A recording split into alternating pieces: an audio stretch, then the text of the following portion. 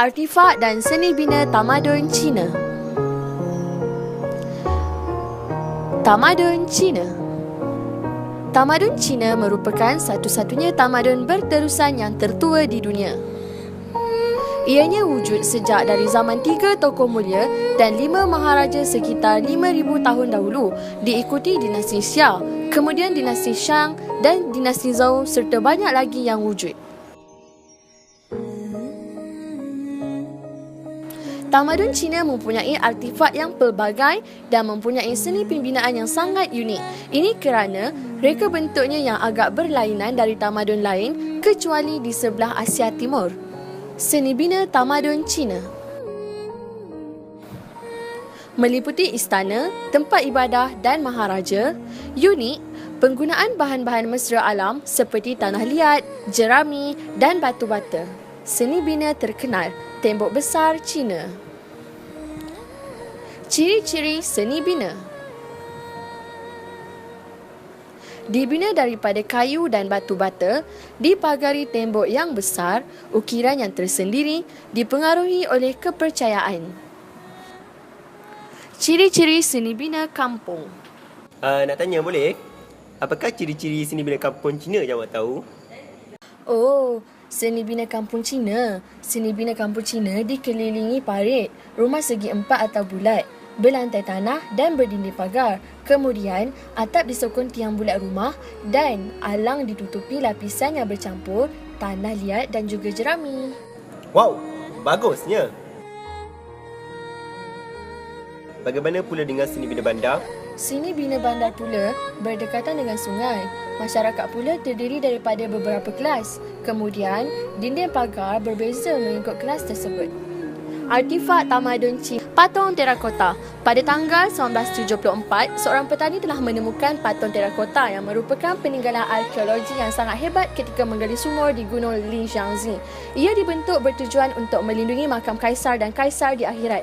Terdapat juga senjata, pemanah, kereta tempur dan kereta kuda di kawasan tersebut.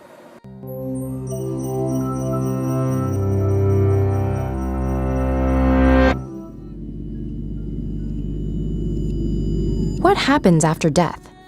Is there a restful paradise? An eternal torment? A rebirth? Or maybe just nothingness? Well, one Chinese emperor thought that whatever the hereafter was, he'd better bring an army. We know that because in 1974, farmers digging a well near their small village stumbled upon one of the most important finds in archaeological history: vast underground chambers surrounding that emperor's tomb and containing more than 8,000 life-size clay soldiers ready for battle. The story of the subterranean army begins with Ying Zheng, who came to power as the king of the Qin state at the age of 13 in 246 BCE. Ambitious and ruthless, he would go on to become Qin Shi Huangdi, the first emperor of China, after uniting its 7 warring kingdoms. His 36-year reign saw many historic accomplishments, including a universal system of weights and measures, a single standardized writing script for all of China, and a defensive barrier that would later come to be known as the Great Wall. But perhaps Qin Shi Huang dedicated so much effort to securing his historical legacy because he was obsessed with his mortality. He spent his last years desperately employing alchemists and deploying expeditions in search of elixirs of life that would help him achieve immortality. And as early as the first year of his reign, he began the construction of a massive underground necropolis filled with monuments, artifacts, and an army to accompany him into the next world and continue his rule. This magnificent army is still standing in precise battle formation and is split across several pits. One contains a main force of 6,000 soldiers, each weighing several hundred pounds. A second has more than 130 war chariots and over 600 horses. And a third houses the high command. An empty fourth pit suggests that the grand project could not be finished before the emperor's death. In addition, nearby chambers contain figures of musicians and acrobats, workers and government officials, and various exotic animals, indicating that Emperor Qin had more plans for the afterlife than simply waging war. All the figurines are sculpted from terracotta, or baked earth, a type of reddish-brown clay.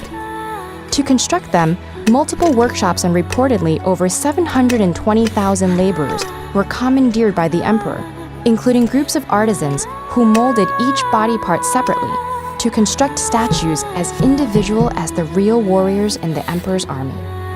They stand according to rank and feature different weapons and uniforms, distinct hairstyles and expressions, and even unique ears.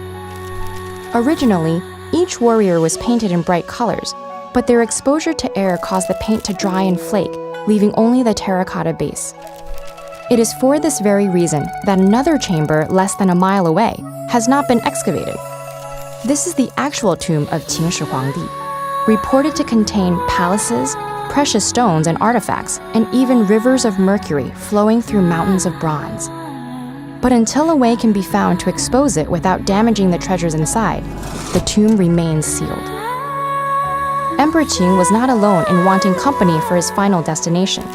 Ancient Egyptian tombs contain clay models representing the ideal afterlife. The dead of Japan's Kofun period were buried with sculptures of horses and houses, and the graves of the Jana Island off the Mexican coast are full of ceramic figurines. Fortunately, as ruthless as he was, Emperor Qin chose to have servants and soldiers built for this purpose, rather than sacrificing living ones to accompany him, as had been practiced in Egypt, West Africa, Anatolia, parts of North America, and even China during the previous Shang and Zhou dynasties. And today, people travel from all over the world to see these stoic soldiers, silently awaiting their battle orders for centuries to come.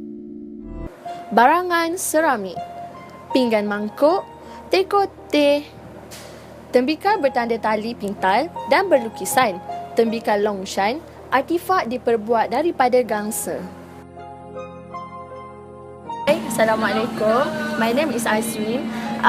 Today I would like to ask you some questions for our assignments. First of all, can you please introduce your name, age, course, and also origin? Okay. Waalaikum salam.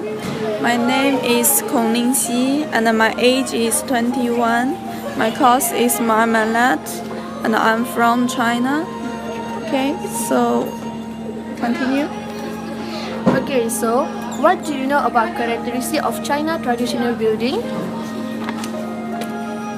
For the China traditional building, it's very unique, and they usually use the economic house friendly things to building their buildings, such as wood, rock, and the special things. A special house in China is the north of China. The building name is Culture Regio, and this one is already have 3,000 year history. Special for north of China. South of China is the different. And today I'm focused for the north of China. And the old place usually have a great wall around the place. That's why it's a crater.